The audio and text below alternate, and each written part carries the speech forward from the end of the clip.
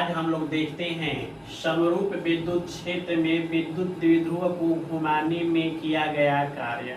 Work done in rotating electric dipole in uniform electric field. तो आप चित्र में देख सकते हैं कि यहाँ एक विद्युत द्विध्रुव है जिसमें -q तथा +q आवेश एक दूसरे से 2l दूरी पर स्थित हैं।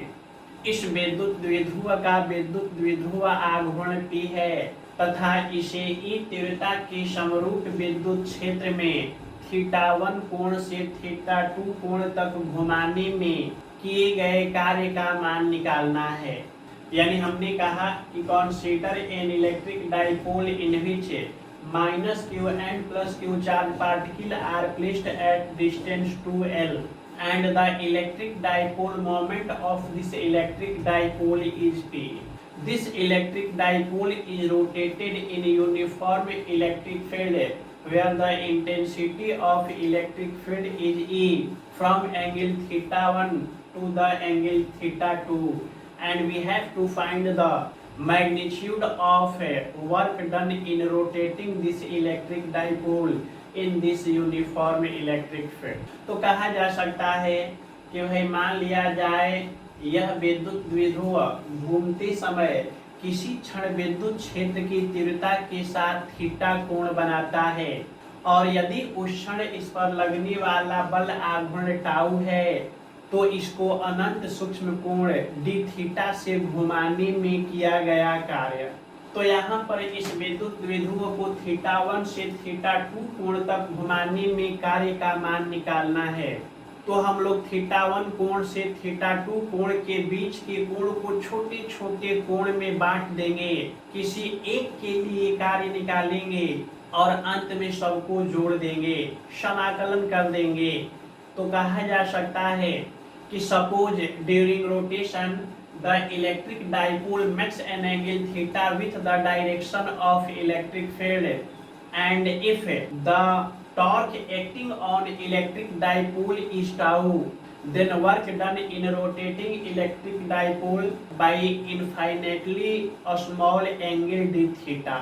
यानी हमने कहा कि मान लिया जाए विद्युत द्विध्रुव घूमते समय किसी क्षण विद्युत क्षेत्र के साथ थीटा कोण बनाता है और यदि उस क्षण इस पर लगने वाला बल आघूर्ण टाउ है तो इसको अनंत सूक्ष्म कोण डी थीटा द्वारा घुमाने में किया गया कार्य। और यदि इस कार्य को डी डब्ल्यू मान लिया जाए तो नीचे लिखा जा सकता है कि D W is equal to tau into D theta. मान लिए इक्वेशन फर्स्ट। अब आपको हम पढ़ा चुके हैं कि समरूप विद्युत क्षेत्र में विद्युत द्विध्रुव पर लगने वाला बल आघूर्ण tau is equal to P E sine theta. और यदि इस टाउ के वैल्यू को इक्वेशन फर्स्ट में लिख दिया जाए तो लिखा जा सकता है D W is equal to P E sine theta D theta, क्योंकि टाउ की जगह लिख चुके हैं पी ई साइन थीटा।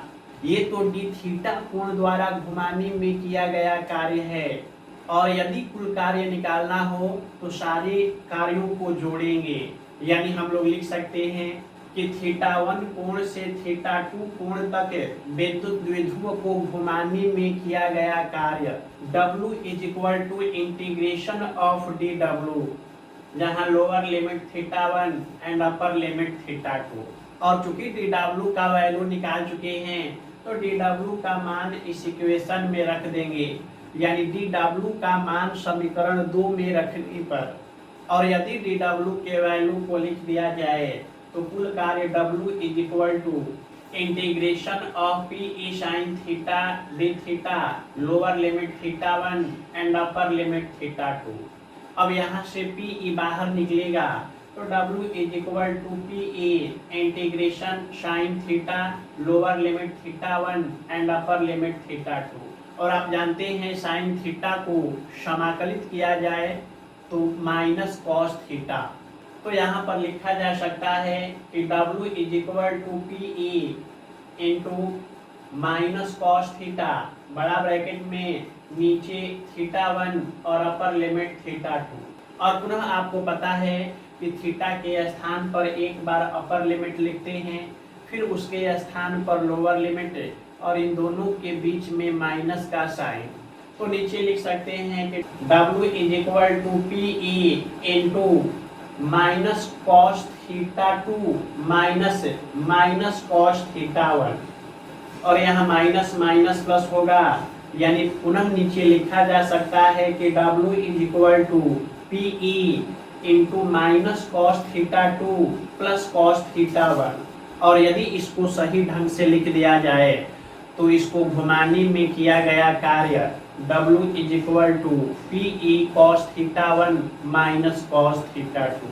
तो ये था समरूप विद्युत क्षेत्र में विद्युत द्विध्रुव को घुमाने में किया गया कार्य। Work done in rotating electric dipole in uniform electric field. Like करना, शेयर करना, सब्सक्राइब करना न भूलें तथा कमेंट भी करते रहें ताकि आवश्यकता अनुसार इसमें सुधार भी किया जा सके।